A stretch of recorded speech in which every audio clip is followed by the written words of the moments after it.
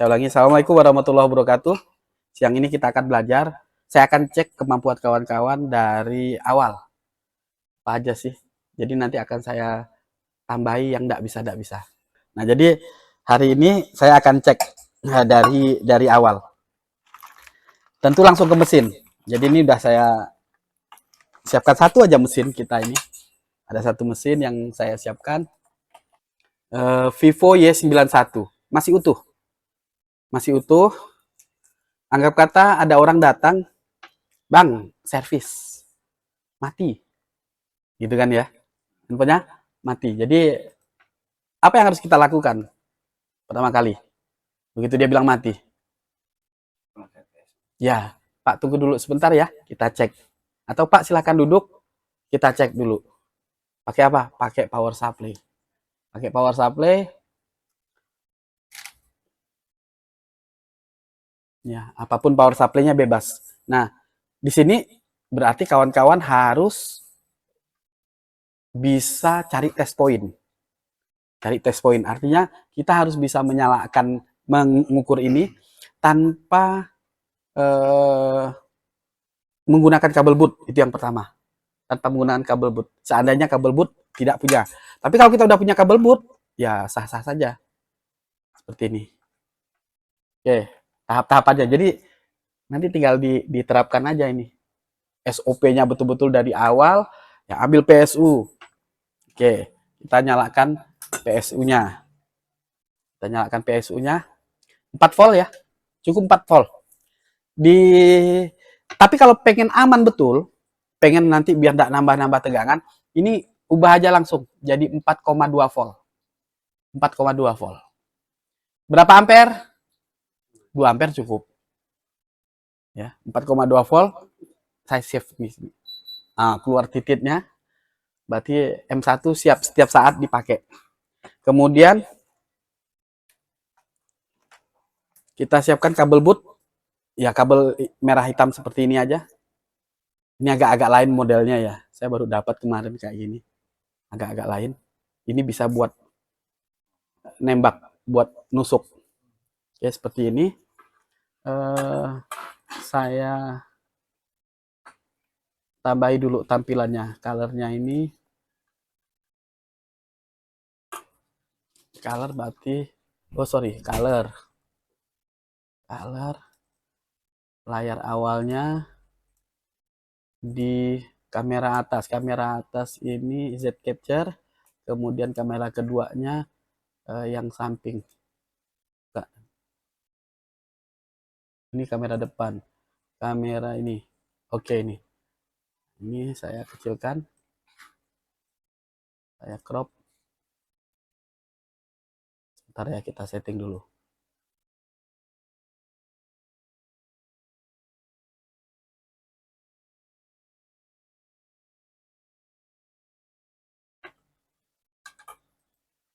Nah, sudah tahu cara mencari test point dari baterai? Kalau kita tidak menggunakan kabel boot, nyari plus minnya di konektor baterai. Sudah tahu? Oke, pakai multitester, skala, dioda boleh, skala buzzer boleh. Oke, enak skala buzzer ya, supaya ada kedengaran tititnya. Nah, tititnya berbunyi. Ini kamera atas kita zoom dulu. Oke, jadi biar enak. Jadi saya pengen ngulas. Nah, habis ini saya kasih handphone hidup. Tolong dimatikan. Jangan ya, janganlah, jangan dimatikan. Maksud saya digarap ya. Kan nanti biar ada kesalahan apa mau saya koreksi gitu loh maksudnya.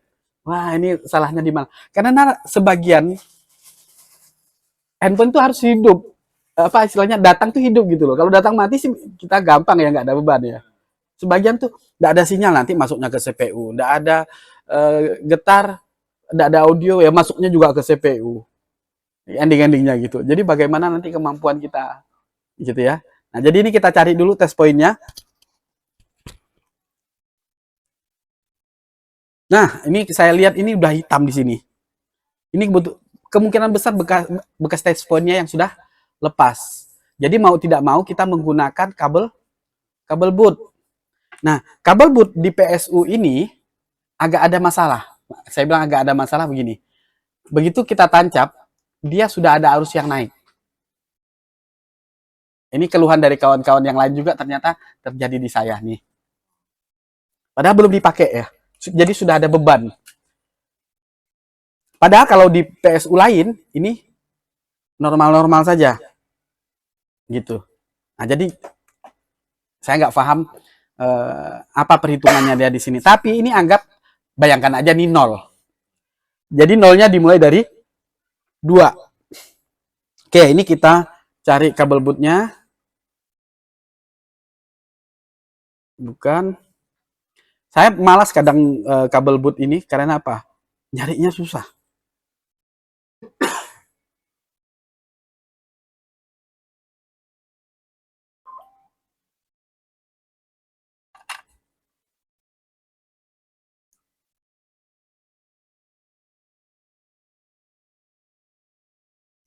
Oke, ini bisa nggak dimasuk? Agak kecil sedikit, kakinya 4. Kecil sedikit kaki 4 nih. Kalau ternyata langsung naik seperti itu, berarti short, kebalik. Bisa jadi ini tidak tepat. Jadi ini kita putar. Ataupun memang tidak cocok kabel bootnya yang ini. Tidak cocok. Bang Rengga sudah punya kabel boot? Sudah ya. Sama yang dengan ini atau lain? Memang kalau kan juga di rumah juga naik 2. Oh, naik 2. Ah, ya sudah berarti. Sudah terbiasa ya. Ini. Nah, inilah malasnya saya kalau nyari kabel boot ini. Ini 3, kayaknya sih ini, tapi ini 4. Kenapa nggak mau pakai ini? Karena ini tadi test point-nya. Ya, seandainya, oh hilang kayak gini, namanya bekas garapan. Padahal di utuh ya. Kita cari alternatif lain ya kawan-kawan ya, tanpa menggunakan ini. Tanpa menggunakan kabel boot, jadi pakai yang merah hitam aja biasa ya. Nah, jadi kita harus cepat ngambil tindakan, cari sana sini kabel bootnya, ternyata tidak cocok kan repot juga. Nah, apa yang kita harus lakukan? Buka Borneo skematik. Kita buka Borneo skematik atau cari skemanya.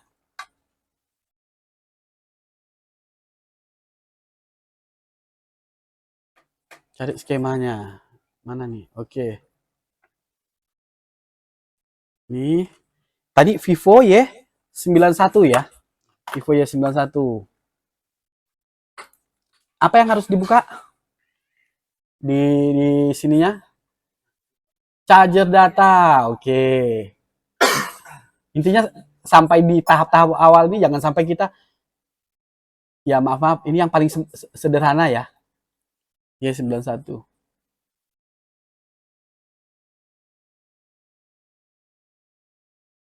Y91 aja atau Y91. Ini ada 2.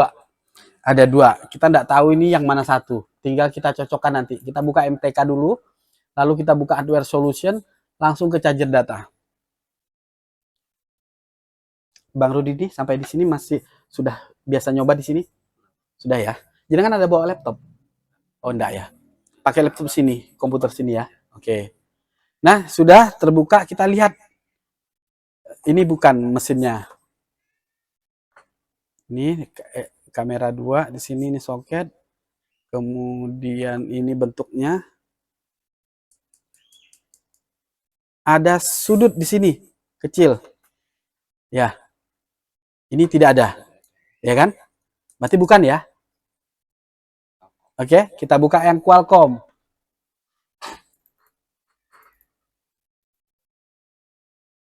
Charger data.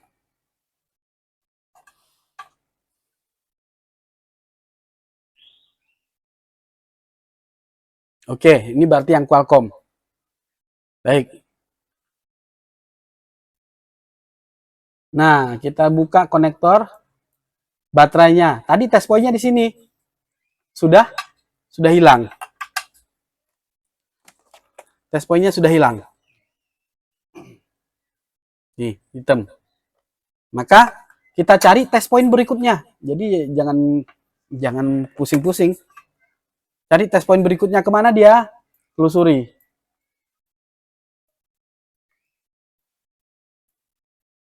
Berarti ke kapasitor di sini. Ya. Kapasitor di sini berarti di sebaliknya. Berarti di area ini. Area kaleng ini. Berarti kaleng ini harus kita buka.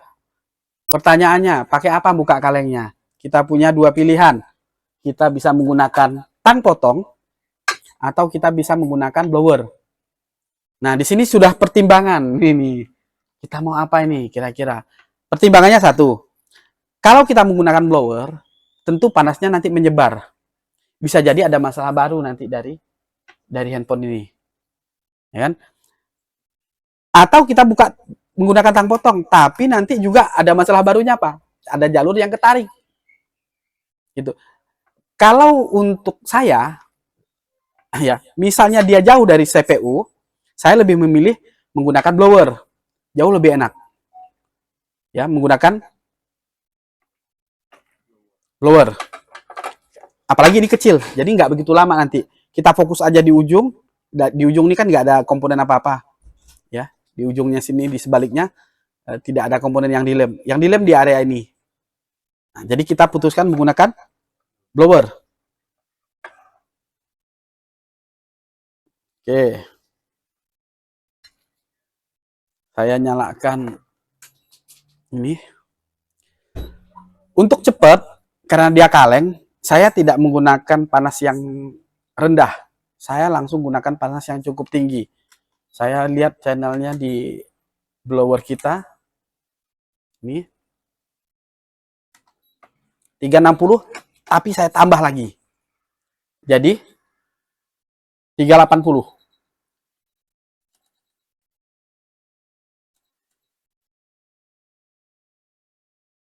Kemudian bisa juga, ya saya mencoba beberapa kali, sebenarnya kita membutuhkan panas yang tinggi tapi cepat gitu loh. Jangan lama-lama.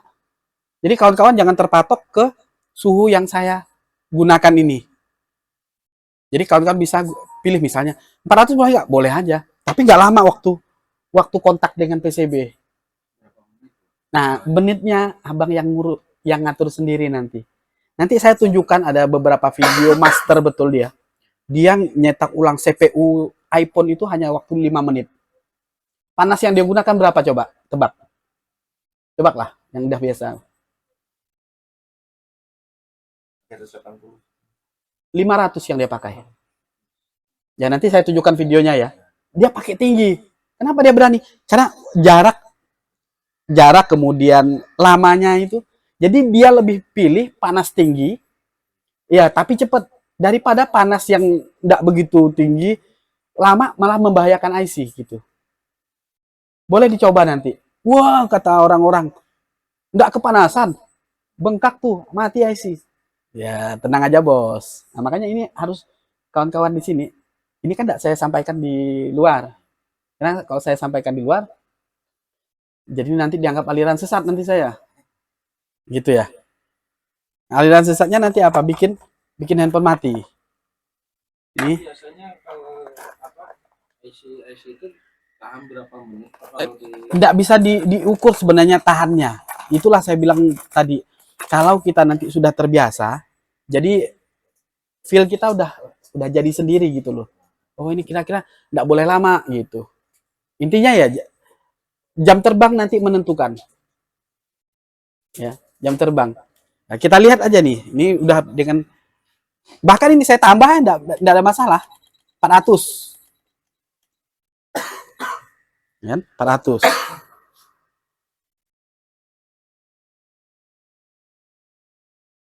Oh, ini pinset enggak boleh buat nyongkel ini. Ini pinset IC ini.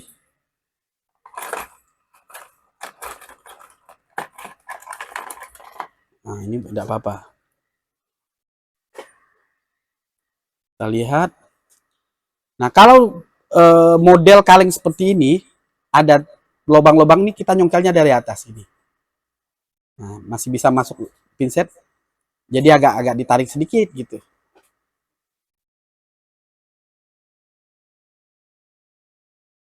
Jangan diam juga, sapukan.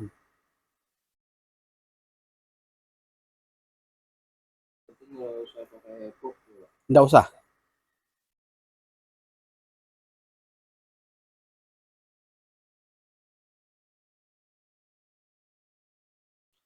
Untuk latihan settingan blower berapa lama, kawan-kawan boleh coba pakai stopwatch.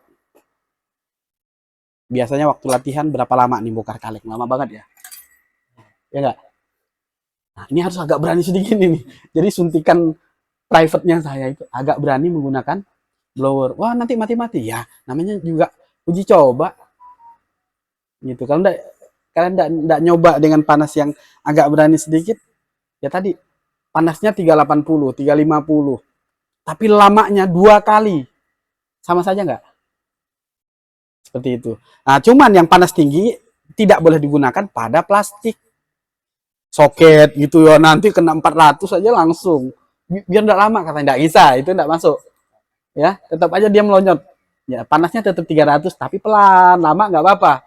Itu soket. Tapi kalau untuk IC nanti ini saya tunjukkan. Kemudian pemilihan ini corong. Ya. Ini kekecilan nih. Ya. Yang ini kekecilan. Nah, yang sedang ini. Bahkan nanti untuk angkat CPU, corongnya kalau bisa lebih besar lagi nih. Atau bahkan ada kasus tertentu kita nggak pakai corong. Ada.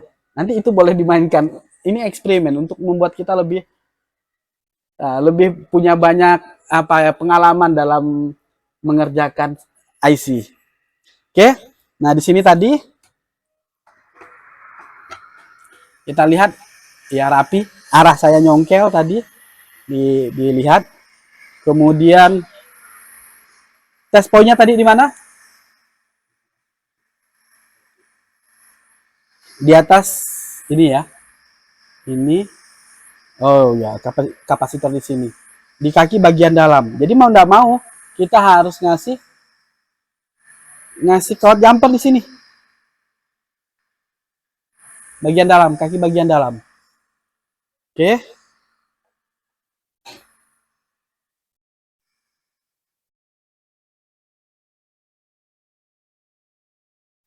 Pakai apa?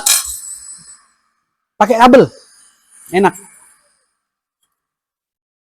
Kabel yang dipakai biasanya kabel bekas ini USB. Ini. Saya ada simpan beberapa nih. Segini nih. Oke. Jadi ini lebih enak daripada kita menggunakan kawat jumper. Oke, ini.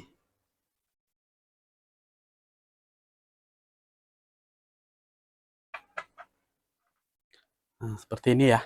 Jadi ujung-ujungnya nanti kita pakai untuk solderkan di sini untuk test point.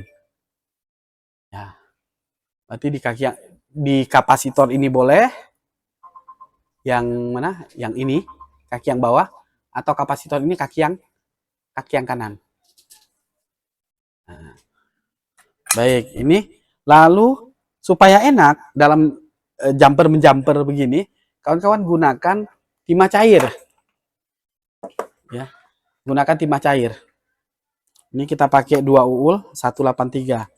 Nanti untuk cetak IC-nya, ini saya belum pernah pakai, tapi insya Allah bagus. Ini recommended dari master ini 199. Oke.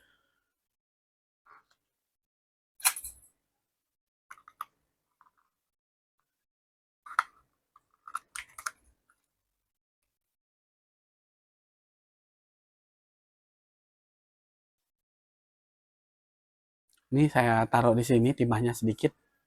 Ini untuk memudahkan kita.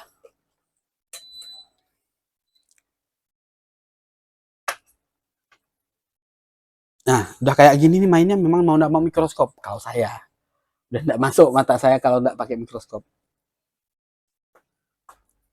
Sudah OTW beli? Pelan-pelan. Pesan dengan Mbak Ika bisa. Oh, masih apa? Digital waste. Kita punya stok kalau digital waste.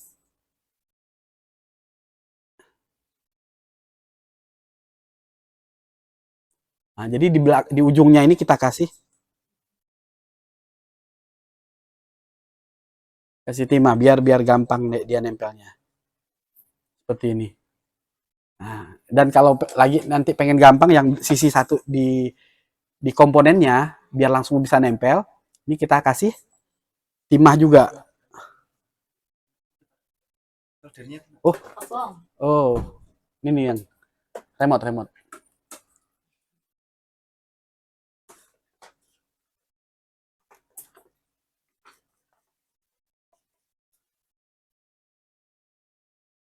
Oke.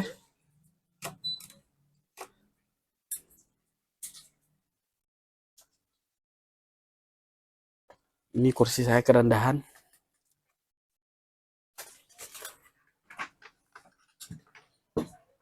Oke. Pangku Pak deh, ini nak.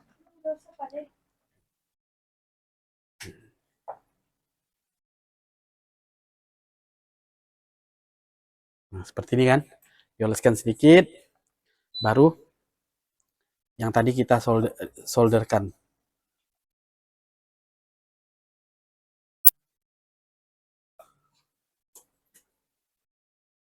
Ini alternatif karena TSP-nya rusak, putus. Udah gini aja. Kalau nanti kita berkali-kali dan tanpa menggunakan timah cair, maka yang terjadi apa? Oh, ini agak patah nih. Saya balik saja.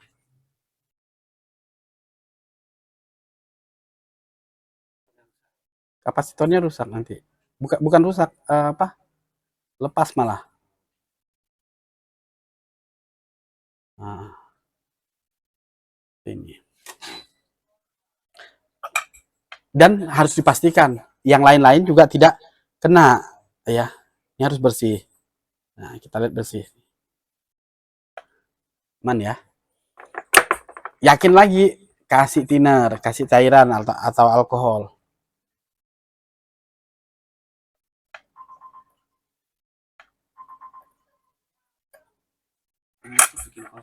Enggak, thinner dia bikin konslet.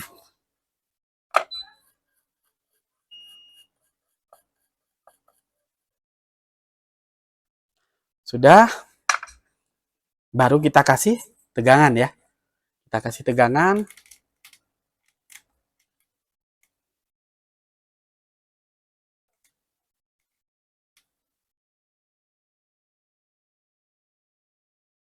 Ini apa? Lepas.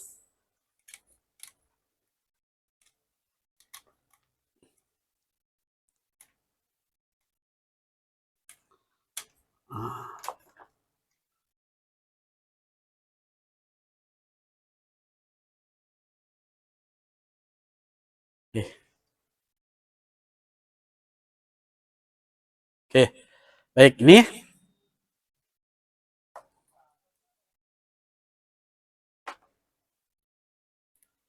kabel hitam ke ground.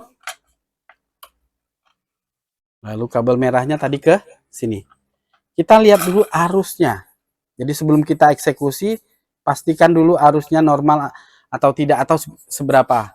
Nah, di posisi ini berarti masih 000, tidak terjadi short sebelum on. Oh, aman. Satu titik ya. Satu titik aman. Kemudian kita on kan. Kita konsletkan jalur on off-nya. Yang mana satu? Kita bisa coba-coba. Kita bisa coba-coba pakai pinset, satu kaki pinset itu di ground seperti ini. Nah, satu ini sentuh. Tekan tahan. Kebetulan pas ya. Main. Ya, harus main. Hidup nggak kira-kira ini? Sampai di sini dia sudah logo. Nah, nggak apa-apa ini barang hidup, kita hajar saja kan ya. Kita lihat nanti setelah kita congkel, kira-kira dia seperti apa.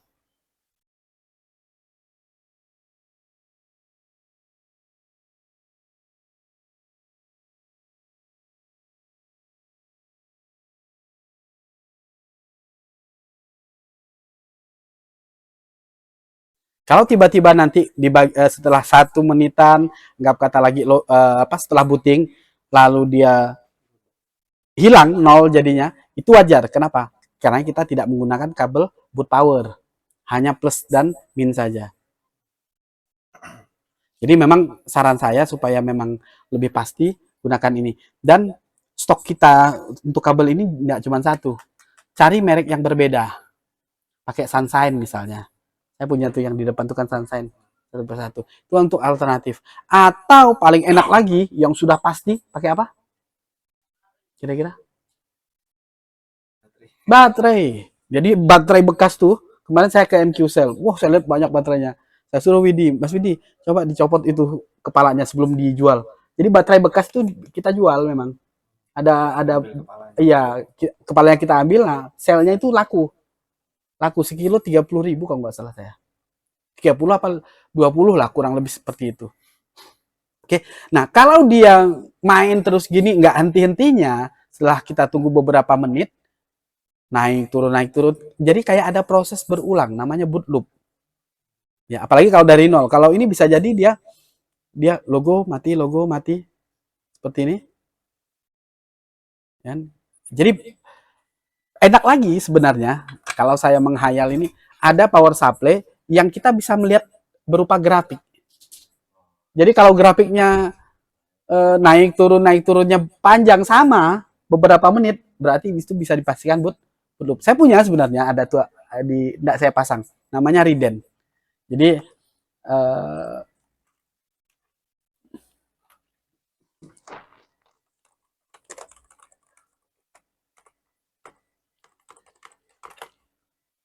nah ini dia power supply-nya ini. Harganya tidak juga begitu mahal, standar ya. Cuman bagian depan aja. Kalau komplit agak mahal, komplit sak bodinya. Jadi bodinya kemarin saya bikin sendiri. Ininya apa? Bagian belakangnya ini saya bikin sendiri, modif. Ini boxnya aja nih, modul bak voltage. Nih, bagian ini ya. Oke, kita lihat itu masih sama ya kurang lebih ya. Nah, ini bisa kita kalau di power supply ini kita nampak ininya apa? Tinggi gelombangnya. Ini pre-order.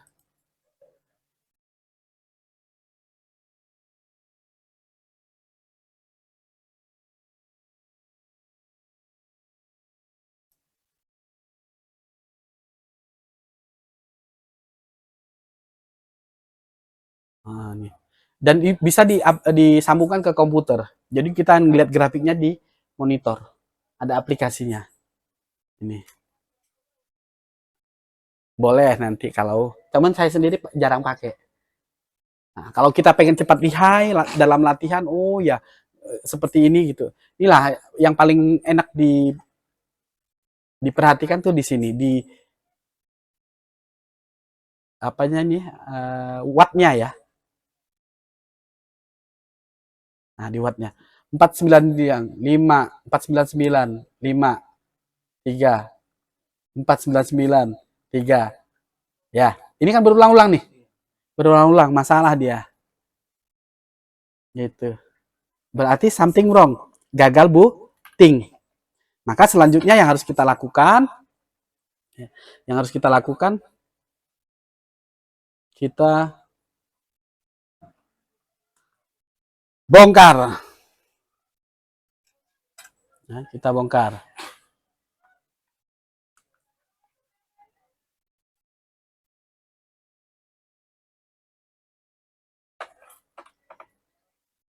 CPU di mana? Di sini ya. Nih. Nah, lagi nih kayak tadi. Mau pakai blower atau pakai tang. Kita coba yang agak sedikit beresiko. Kan sudah sering ngeliat saya pakai tang ya. Sudah? Tang itu pakai tang, kita ambil uratnya. Ya, ini sedikit saja saya tunjukkan. ambil uratnya dari sebelah kanan. Intinya seperti ini. Misalnya, ini kita sobek sedikit ujungnya. Oke. Ntar pakai kacamata dulu, Mbah. Nah, kalau udah dapat urat pinggir sini, ya, baru kita gulung.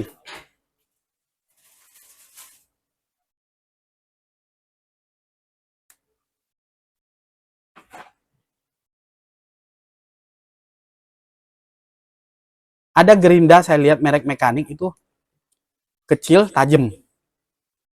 Kalau ke sini, nah ini.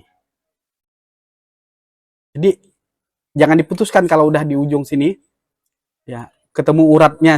Saya bilang urat ini karena kalau kita tarik dia nyambung, tapi gampang putus juga.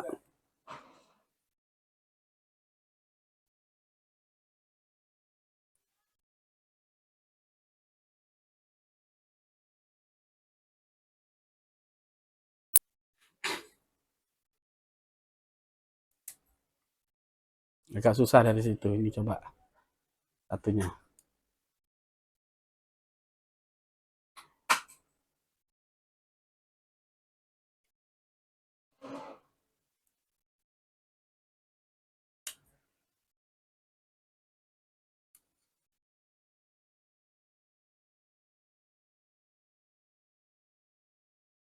Terus.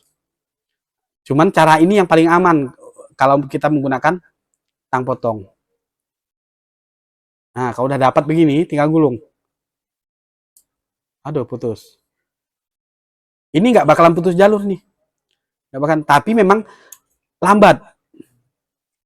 Kerjanya lambat. Kita betul-betul harus hati-hati. Asal ketemu aja nih. Nah, dapat, baru kita gulung. Nah, kan? Nah, putus lagi.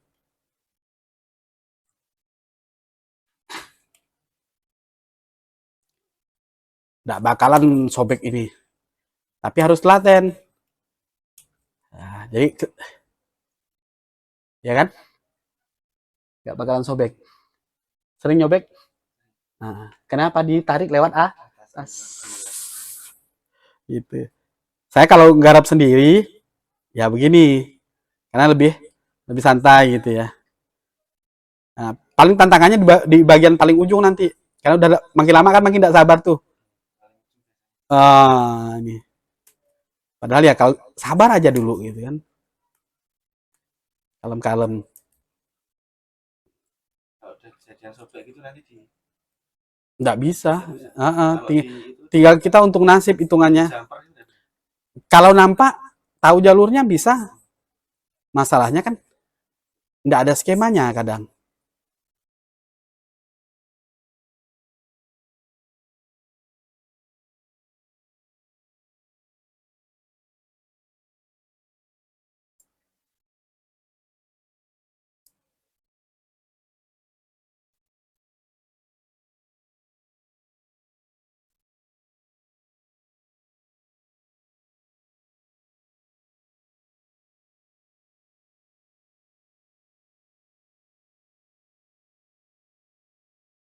Seperti begini kan nggak disampaikan oleh Danur ya. Padahal ini keterampilan yang cukup penting. Sabar dalam membuka kaleng. Jangan main kejar cepetnya.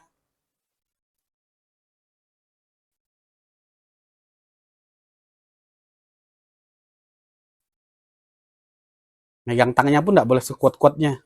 Ini betul-betul waktu jepit tuh dibatasi.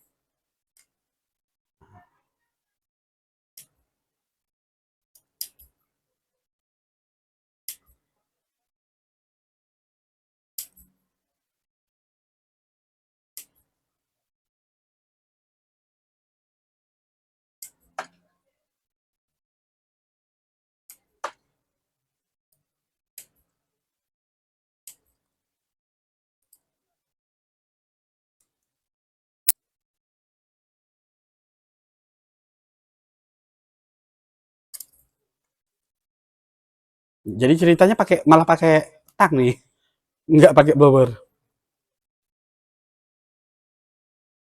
Ini putuskan dulu.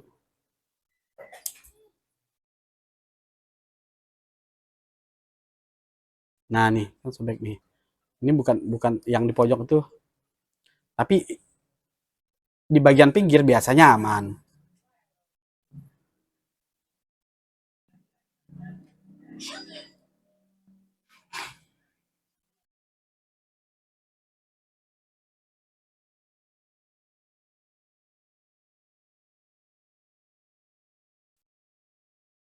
Jadi antara tarikan dengan gulung itu ya memang tidak boleh terlalu terlalu kuat. Nah, ini terkelupas dia di sini di ujung ya. Tapi juga memang area aman. Karena dia ini harus kita potong. Selesaikan dulu di sini. Kita bikin jalur baru itu istilahnya di sebelah sini.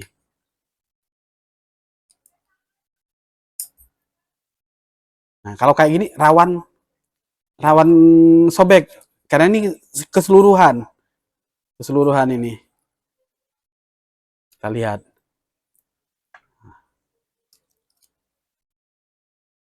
Ini pentingnya tang kita juga tajam. Nah, ini udah di luar ketelitian ini nih. Artinya udah mulai tidak sabar ya. Ini harus kita putuskan saja. Pilih mana, sobek atau kerjanya pelan-pelan saja.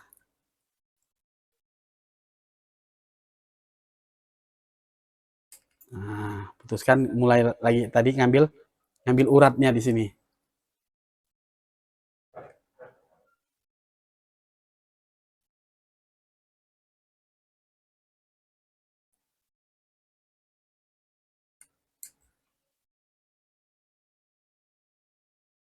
Oke, dapat lagi.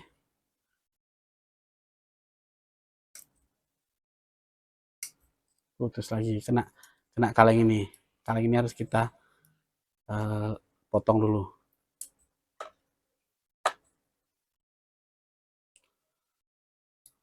Ini alasannya kita kenapa harus pakai gerinda yang tajam.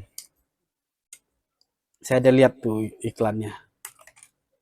Enak.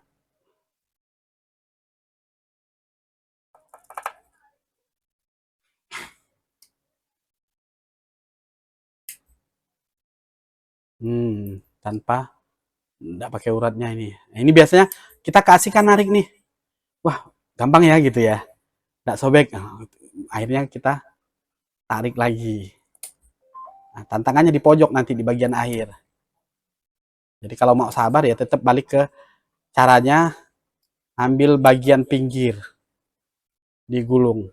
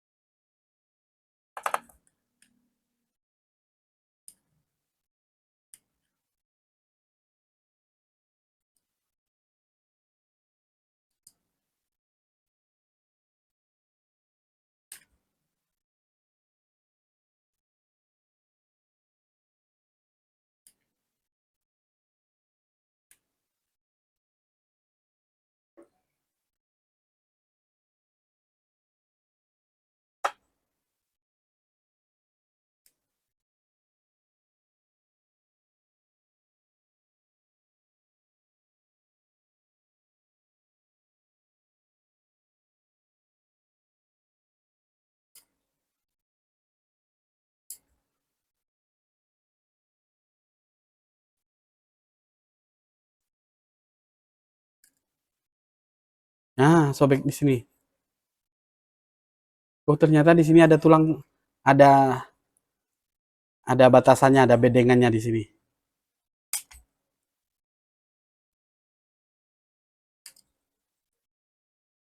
Hmm. Kalau kita teruskan tambah tambah sobek dia. Nah, nih.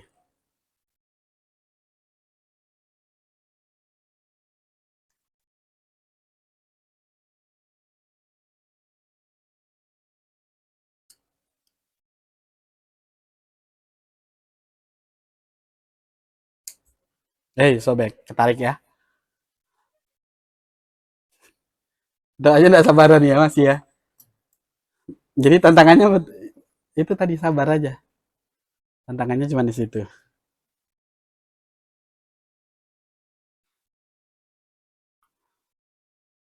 Nah, ini boleh dikatakan cara ini 9 yang barusan saya lakukan ya 90%. 80% mungkin. Ya. Nah, yang sobek bisa kita lihat hasilnya. Satu di sini di area ini. Nah, kalau pengen tahu betul-betul masalah atau tidak, banyak jalur yang terikut atau tidak, kita gunakan mikroskop kita lihat.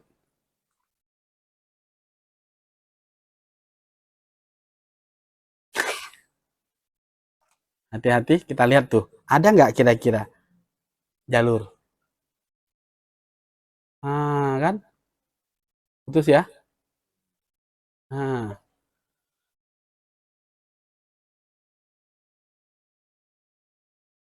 putus nih. Tugas kita nanti nyambungnya. Kita nggak tahu nih jalur apa kan? Nah, begini yang makanya model kita menggunakan tang potong, cara menggunakan tang potong ini rawannya di sini. Enak enak pakai gerinda mungkin. Ya, harus dicoba juga. Ini aman, di sini aman, di sini aman. Aman-aman. Sini. Ya, di sini satu. Nih. Ini. Nah, jalur ini kan. Jadi pilih mana berikutnya?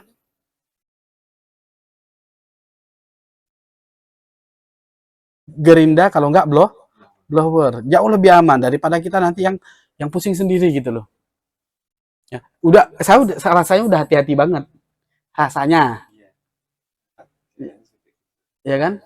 Nah, itu keputusan kawan-kawan. Ini udah saya siapkan memang. Ini yang masih utuh-utuh. Nah, tapi arusnya nanti rata-rata baik. Yang kalengnya masih utuh. Oh, yang kalengnya masih utuh. Kemarin udah saya siapkan. Nah, ini kan utuh nih. Ya.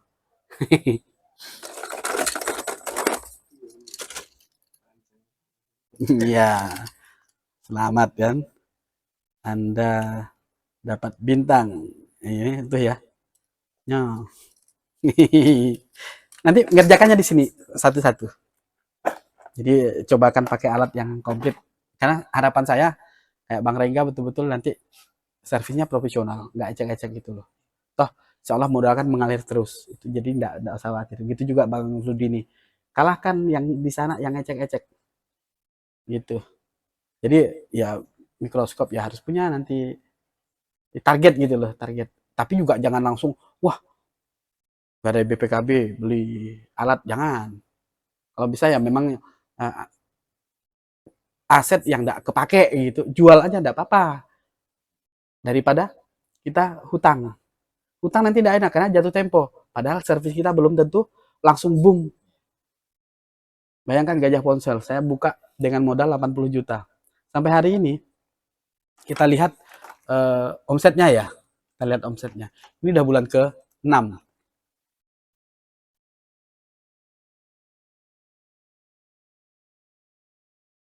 Gajah Ponsel. Oke. Nah, pemasukannya tuh bulan pertama 4 juta, 8 juta bulan kedua, bulan ketiga 6 juta, November 8 juta. Oke ya. 8 juta. Gaji berapa? 2 juta 500. Spare partnya sekian. Ya. Ini lain-lain ditambahkan hasilnya gini. Hasilnya. Padahal ini gaji belum saya masukin semua, ada 2 orang nih. Habis ini min terus. Tapi tidak apa-apa buat tempat belajar kan. Tempat belajar mereka kemudian mengasah analisa saya. Gitu. Di bulan Desember ini nih. Nih. Sampai hari ini baru 8 juta.